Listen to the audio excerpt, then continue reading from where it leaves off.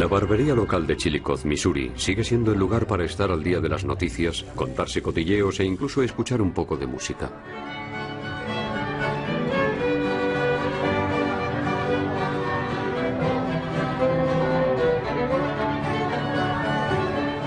En Chillicothe todavía hay hombres que siguen ganándose la vida criando ganado y vendiéndolo en subastas.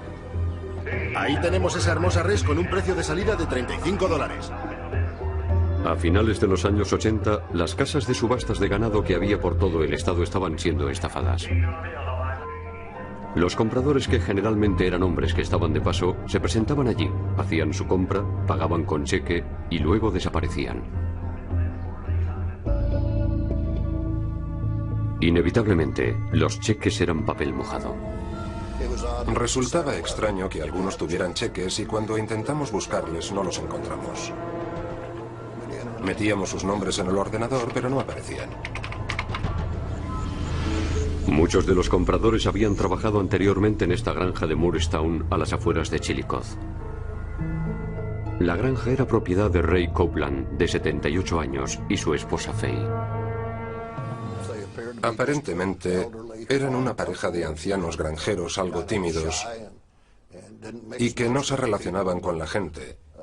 Pero desde luego aquí nunca habían causado problemas. La pequeña granja no era suficiente para mantener a los Copeland. Faye había trabajado en una fábrica y más tarde como camarera de hotel. Éramos gente muy normal. Y a mí me habían enseñado desde pequeña que cuando te casas tienes que quedarte con el marido. El marido era el jefe. Era el jefe. Pero era una vida dura y ellos eran pobres. Los únicos zapatos que he tenido jamás son los que tuve en el colegio. Y tenía que estar allí ordeñando a las vacas descalzo, incluso en invierno. Cuando los hijos de los Copeland se fueron de la granja para perseguir sus sueños, Ray buscó gente que le ayudara en el trabajo de la granja. Ya era mayor, estaba un poco sordo y no era un buen hombre de negocios. Como Ray no sabía leer ni escribir, y había que llevar la contabilidad y escribir nombres y esas cosas, necesitaba a alguien para ayudarle. Para buscar trabajadores, Ray iba a los albergues públicos locales. Preguntaba a la gente si querían irse con él y ganar algo de dinero. Decía que nos pagaría por jornada o que nos ayudaría a conseguir dinero, que él hablaría con gente y nos ayudaría a abrir una cuenta, ya sabe, en un banco. Generalmente se trataba de hombres sin techo. Muchos tenían adicciones o problemas familiares o padecían alguna enfermedad mental. La mayoría tenía antecedentes por vagancia, hurto y delitos similares. Ray Copeland les pagaba $30 al día por su trabajo y también les proporcionaba techo y comida. Para esos hombres, ganar ese dinero y tener un sitio donde vivir, si encima es en el campo, era como un sueño hecho realidad. Uno de los hombres relacionados con la emisión de cheques sin fondos en las subastas de ganado era Dennis Murphy, de 27 años. Un trotamundos de Illinois que durante un tiempo había estado trabajando para Ray Copeland.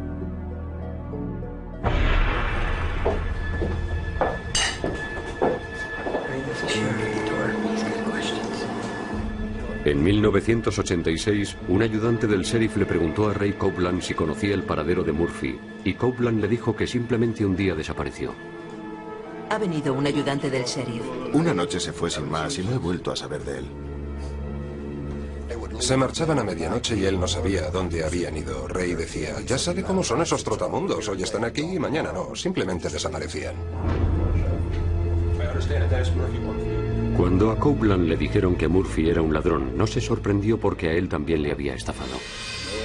Le estamos buscando, ha dado cheques sin fondos. Ya lo sé, a mí me dio uno.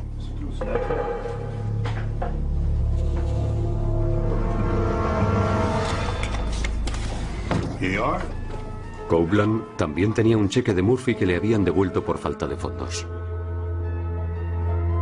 Además de Murphy, la policía buscaba a otros 7 hombres en relación con los cheques falsos de las subastas de ganado. Ninguno pudo ser localizado, hasta que la policía recibió una llamada de Nebraska. El informador dijo que sabía a dónde habían ido Murphy y los otros estafadores.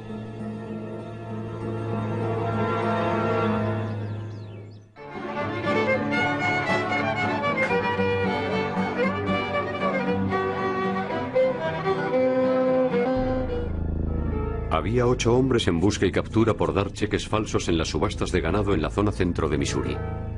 Todos habían desaparecido sin dejar rastro. Entonces la policía recibió una llamada de Jack McCormick, un trotamundos y un estafador que en un tiempo había trabajado en la granja de Ray Copeland. Era un trotamundos. Había viajado mucho y siempre tenía historias que contar. Yo creo que le gustaba contar historias. McCormick dijo que creía que había visto huesos humanos y una calavera en la granja de Copeland. La granja tenía una extensión de 40 acres e incluía un pequeño lago, un granero y una zona de bosque. Los ayudantes del sheriff del condado, la policía de Chillicothe, la patrulla estatal de carreteras y los forenses del condado registraron toda la zona. Registramos toda la propiedad, buscando posibles sitios de enterramiento y posibles lugares donde se hubiera cometido algún crimen.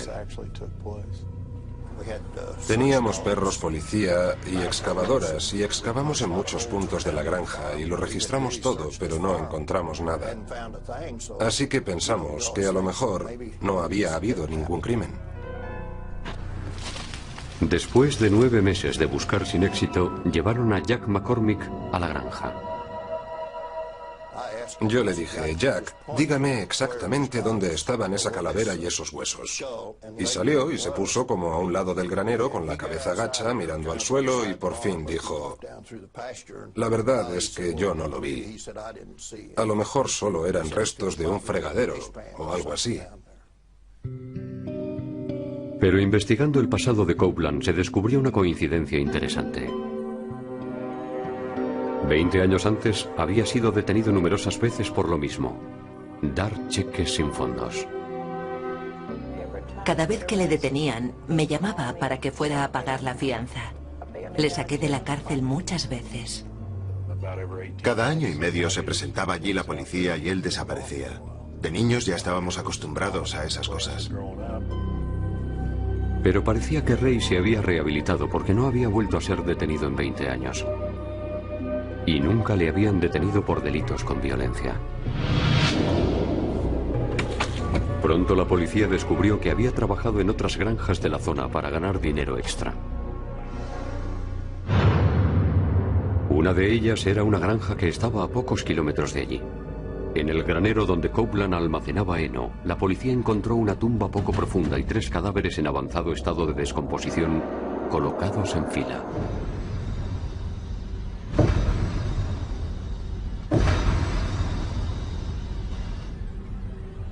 Probablemente llevaban allí 2 o 3 años y estaban irreconocibles. Estaban envueltos en mantas y enterrados directamente en la tierra. En este caso, era tierra de arcilla, que suele retrasar la descomposición, porque el aire no entra tan rápidamente como en otros tipos de tierra. Los 3 hombres habían muerto de un disparo en la cabeza. Pero no había pruebas que relacionaran a Ray Copeland ni a nadie más con los crímenes.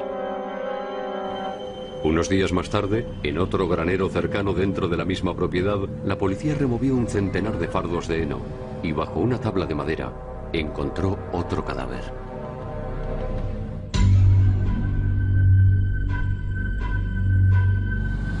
Seis semanas después, en el interior de un pozo apareció un cadáver más. El hombre llevaba un cinturón con el nombre de Dennis. ¿Se trataría de Dennis Murphy? ¿Y sería Ray Copeland el asesino? ¿Por qué iba a hacer una cosa así si lo teníamos todo pagado y no debíamos nada? Teníamos la camioneta pagada, todo, la maquinaria y todo, la granja y todo. ¿Por qué iba a hacer él una cosa así si es que lo hizo? En una granja de Missouri se habían encontrado los cadáveres de 5 hombres. Jack McCormick, un antiguo empleado en la granja de Ray Copeland, dijo a la policía que este se dedicaba a dar cheques falsos. Dijo que Copeland le había dado varios cientos de dólares para abrir una cuenta bancaria y le había dicho que diera como dirección un apartado de correos. Entonces Copeland llevaba a McCormick a las subastas de ganado y se sentaba entre el público indicándole a McCormick cuándo tenía que pujar por una res. $100. ¿Quién da más? A ver, ¿quién da más? ¿A la una? ¿A las dos? Cuando ganaba la puja, McCormick pagaba la res con un cheque. A veces daban un cheque bueno, y eso les hacía parecer solventes, y así podían volver otro día y dar un cheque por una cantidad mayor, haciendo creer que era bueno, pero después el banco lo devolvía. Copeland vendía el ganado comprado a nombre de McCormick. Y antes de que el cheque fuera devuelto, Copeland se enfrentaba a McCormick con una pistola. Ray pretendía aparentar que tenía un mapache escondido en un agujero del granero. Yo creo que está en ese agujero. ¿Dónde? Pues en el fondo de ese agujero, aquí. Él quería que Jack bajara con un palo y sacara al mapache del agujero.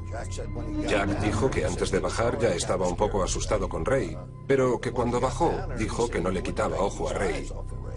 No paraba de mirarle porque Ray tenía una escopeta del 22 y se suponía que iba a disparar al mapache cuando saliera del agujero. Voy a darle bien. Vamos, sigue intentándolo. Verás cómo sale, verás cómo sale. Sí, seguro que sale, ya lo verás. Jack dijo que cuando se volvió, Copeland le estaba apuntando con la escopeta. McCormick dijo que intentó disuadir a Copeland. Le prometió que se marcharía y no volvería nunca. McCormick huyó de Missouri y se mantuvo callado durante 5 meses porque temía que Copeland le matara si contaba a alguien lo del timo de los cheques.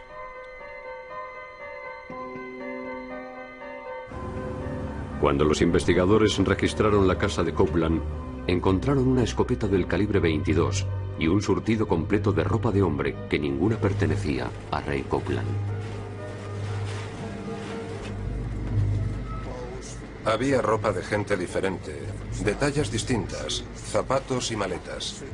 Había muchas maletas en la casa y ninguna era de la familia. Y la ropa no podía servirle a Ray ni a Faye Copeland. Y escondida en la funda de una cámara, había una lista de los hombres contratados por Ray Copeland para trabajar en la granja.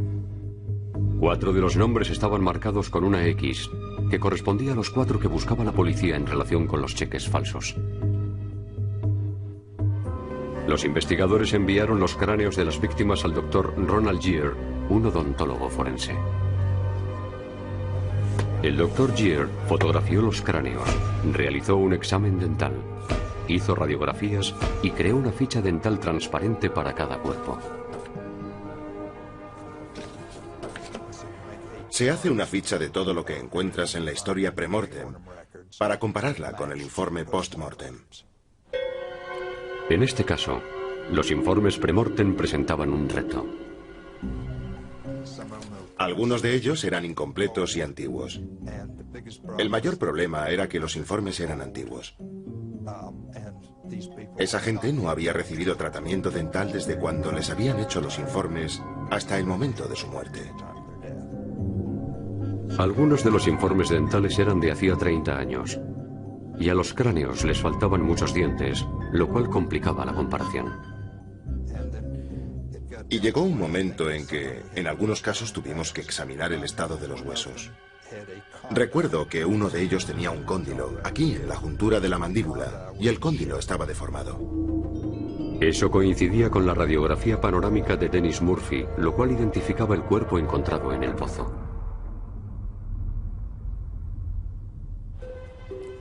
Comparando fichas dentales pre-mortem y post-mortem, el Dr. Geer identificó los otros 4 cuerpos como los de Wayne Warner, Paul Coward, Jimmy Dale Harvey y John Freeman. Coward, Harvey y Freeman eran 3 de los 4 nombres de la lista de Copeland, marcados con una X. El forense Scott Lindley realizó la autopsia a todos los cadáveres y descubrió que la causa de la muerte en cada uno de los casos había sido un disparo en la cabeza con un arma de bajo calibre y a corta distancia. Un disparo a corta distancia hace que la capa interior del cráneo tienda a romperse o fragmentarse, con lo que se produce un daño mayor. En el interior de los cráneos, Lindley encontró balas y fragmentos de balas. Las pruebas de balística confirmaron que los surcos y estrías de esos fragmentos coincidían con los de la escopeta del calibre 22 de Ray Copeland. La policía arrestó a Ray Copeland, así como a la persona que consideraba que era su cómplice en los crímenes. Lo que más me sorprendió de todo fue que detuvieran a mi madre por el mismo cargo. Pero ¿qué papel había jugado la anciana Faye Copeland en los asesinatos?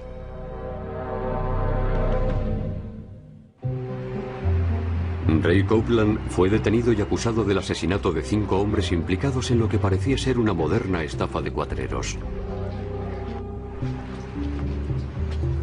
También detuvieron a su esposa Faye. Yo no estaba con él cuando hizo esas cosas. Yo no sabía nada de eso. Yo no tuve nada que ver. Estando en la cárcel, Faye escribió una carta a su marido asegurándole que todo se arreglaría pronto. La letra de Faye coincidía con la letra de la lista de los hombres desaparecidos. Sin embargo, Faye negó todo conocimiento de los asesinatos.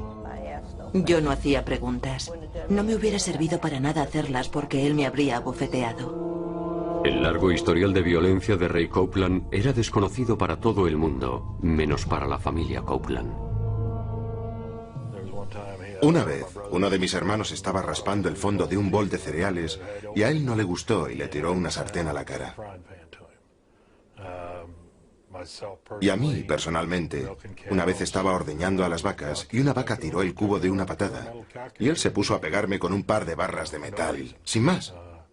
Cosas como esas ocurrían todos los días.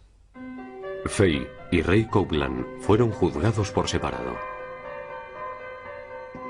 Los juicios fueron la noticia más importante que jamás se había conocido en el condado de Livingston, en Missouri.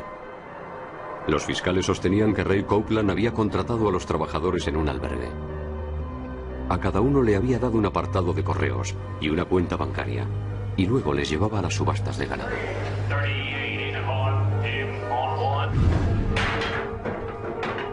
Según los fiscales, antes de que los cheques fueran devueltos, Ray Copeland vendía el ganado, mataba al trabajador y lo enterraba.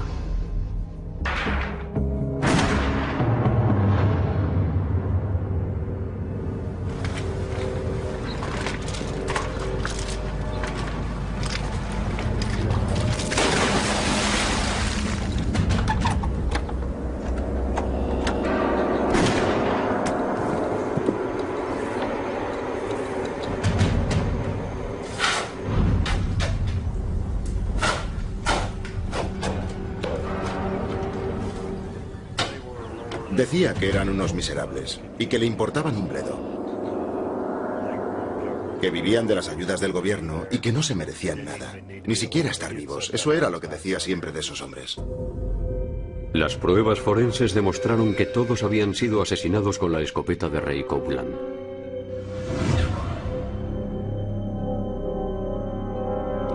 Ray Copeland fue declarado culpable de 5 asesinatos y condenado a muerte.